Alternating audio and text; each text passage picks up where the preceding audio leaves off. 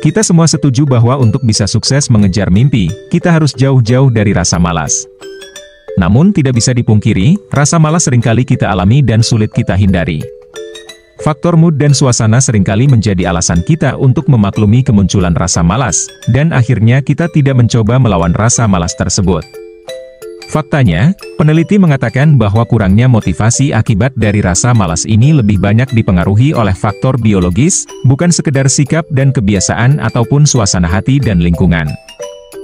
Menurut informasi yang didapat melalui Life Science, sejumlah peneliti dari Oxford University sudah melakukan penelitian dengan menggunakan magnetic resonance imaging, alat yang menunjukkan gambaran belahan otak manusia.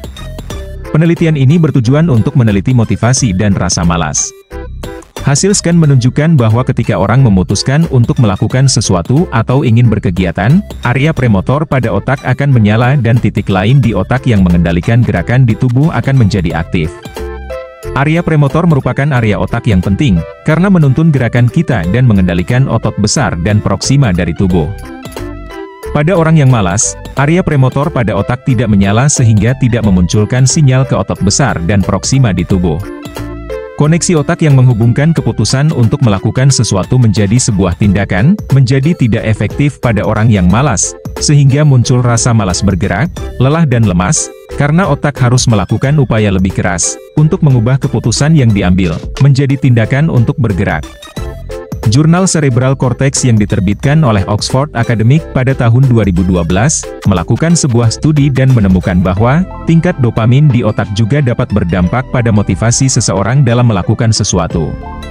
Tingkat dopamin akan memberikan dampak yang berbeda di berbagai area otak. Peneliti menemukan bahwa, para pekerja keras memiliki dopamin paling banyak, di dua area otak yang memainkan peran penting dalam penghargaan dan motivasi. Dalam British Journal of Sports Medicine, Dr. Richard Weiler mengatakan bahwa, kemalasan harus mulai dikategorikan sebagai penyakit. Malas berkepanjangan berdampak kepada penyakit berbahaya seperti obesitas, diabetes dan hipertensi, sehingga bisa disimpulkan bahwa malas adalah sumber penyakit. Oleh karena itu, harus segera diatasi dan dicari solusinya. Spesialis kedokteran olahraga, Dr. Michael Triangto menyebutkan bahwa, pola hidup sehat dengan melakukan gaya hidup aktif dan berolahraga, adalah kunci dari penyakit kemalasan. Namun, banyak yang masih belum paham mengenai nutrisi dan kesadaran untuk rutin berolahraga. Rasa malas bisa juga disebabkan karena masalah malnutrisi. Menurut Dr. Michael Triangto, malnutrisi tidak hanya disebabkan oleh kekurangan gizi. Malnutrisi tidak hanya mengacu pada orang yang kekurangan gizi, tetapi juga berbicara tentang komposisi asupan bahan-bahan nutrisi yang tidak tepat, ujarnya. Oleh karena itu, bisa disimpulkan bahwa rasa malas berawal dari kebiasaan hidup yang salah. Misalnya kamu melewatkan waktu sarapan, sehingga serangan lapar muncul lebih besar ketika jam makan siang, dan kamu terdorong untuk makan menu berkarbohidrat tinggi, dalam porsi besar. Alhasil, kandungan gula dalam darah melonjak drastis, yang berdampak kepada terhambatnya kerja neuron oreksin dalam hipotalamus otak, yang bertugas untuk menjaga kamu tetap terjaga dan fokus. Tidak heran, kalau setelah makan siang, kamu akan merasa mengantuk dan malas berkegiatan. Mengonsumsi makanan dan minuman manis atau berkarbohidrat tinggi sebelum tidur juga bisa berdampak buruk. Masuknya gula akan membuat tubuh memerintahkan otak untuk mengeluarkan hormon insulin. Oleh insulin, semua gula yang ada dalam darah dimasukkan ke sel otot, hati, dan ke dalam lemak.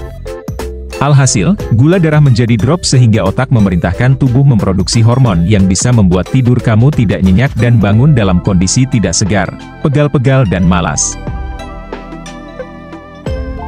Tubuh tidak bersemangat juga bisa disebabkan oleh kesalahan pola diet, seperti tidak mengkonsumsi karbohidrat sama sekali. Harapannya, dengan absennya karbohidrat, tubuh akan membakar lemak sebagai sumber energi. Padahal, tubuh lebih suka menguras persediaan glikogen daripada membakar lemak. Ditambah lagi, untuk setiap 1 kg glikogen yang hilang terbakar, tubuh juga akan kehilangan 3 kg air yang diikat oleh glikogen. Tidak heran kalau para pelaku diet jenis ini selalu terlihat lemas dan tidak energik. Jadi, jangan sepelekan rasa malas yang ada pada diri kita. Pahami betul tubuh kamu, apa yang kamu konsumsi dan gaya hidup kamu. Terapkan gaya hidup sehat, dan banyak melakukan hal yang positif, untuk terhindar dari rasa malas, sehingga proses mengejar mimpi kamu bisa jauh lebih lancar.